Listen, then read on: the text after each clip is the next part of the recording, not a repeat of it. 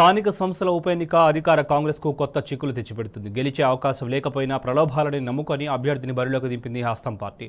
ఎన్ని ప్రలోభాలు పెట్టినా గెలుపు అవకాశాలు లేకపోవడంతో కాంగ్రెస్ నేతలు తలలు పట్టుకున్నారు. దీంతో సొంత జిల్లాలో గెలుపు సీఎం రేవంత్కు కత్తి మీద సాములా మారింది.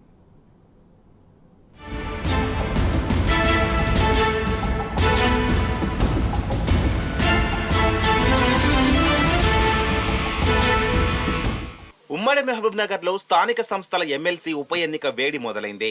పోలింగ్ కు కొద్ది రోజులు ఉండడంతో బీఆర్ఎస్, కాంగ్రెస్ పార్టీ అభ్యర్థులు స్థానిక సంస్థల ప్రజాప్రతినిధుల్ని కలుస్తూ ప్రచారం నిర్వహిస్తున్నారు. అధికారంలోకి వచ్చిన తర్వాత మొదటి ఎన్నిక కావడం, అందులోనూ సీఎం సొంత జిల్లా అవ్వడంతో అన్ని అస్త్రాలను వాడుకుంటోంది అధికార పార్టీ. అయితే సీఎం రేవంత్ ఎంత ప్రతిష్టాత్మకంగా తీసుకున్నప్పటికీ మెజారిటీ స్థానిక సంస్థల ప్రజాప్రతినిధులు బీఆర్ఎస్ వైపే ఉన్నారు. దీంతో అధికార పార్టీకి ఓటమి భయం పట్టుకుంది.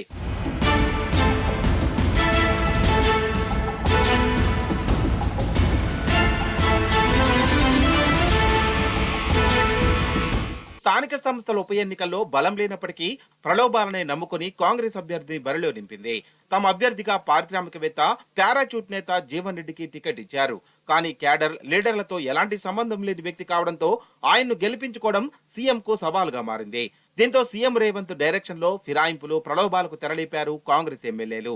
జీవన్ రెడ్డిని గెలిపిస్తేనే పెండింగ్ బిల్లులు ఇప్పిస్తామని, సమస్యలు పరిష్కరిస్తామని స్వయంగా సీఎం బహిరంగ సభలో చెప్పారు.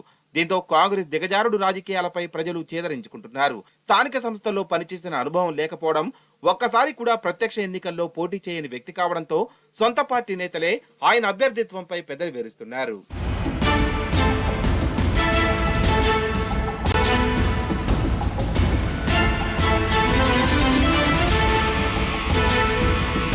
కాంగ్రెస్ అధికారంలోకి వచ్చిన తర్వాతే అభ్యర్థి జీవన్ రెడ్డి పార్టీలో చేరారు.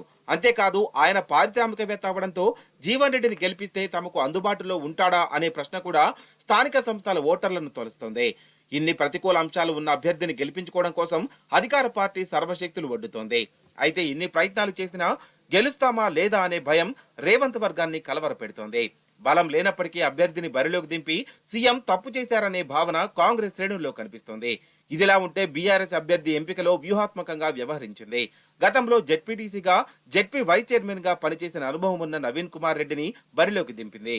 ఈ పరిణామం కూడా అధికార కాంగ్రెస్ ను ఇరుకున పెడుతోంది.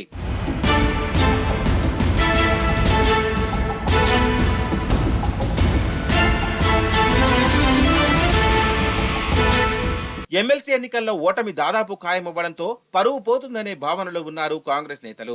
దీంతో విచ్చలవిడిగా డబ్బు ఎరవేస్తే ఎన్నికల్లో గెలవాలని చూస్తోంది అధికార పార్టీ. దీంతో తప్పుడు హామీలతో అధికారంలోకి వచ్చి ధన ప్రవాహంతో గెలవాలని చూస్తున్న కాంగ్రెస్ కు ఈ ఎన్నికలు చెంపపెట్టుగా మారబోతున్నాయంటున్నారు బీఆర్ఎస్ నేతలు.